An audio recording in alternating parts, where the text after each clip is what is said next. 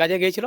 হুম, কাজে গিয়েছিল এখন বর্তমান ওইখানে ৬ মাস ছিল। পয়সা পায় নাই বলে আসতে পারে নাই। হুম, এবার দিন আনা দিন খায়। হুম, কিন্তু এখন ওরা কেউই জানে না। হঠাৎ ফোন করে দিল বউ। তারপর বলছে এই হলো, এই সমস্যা। তারপর ওদের তো ওর মা আছে আর দিদি আছে। আবার ওদের বিয়ে হয়ে গেছে। ওদের অভাব খুব অভাবই বটে ওরা। অভাব সংসার। ওরা দিন খায়।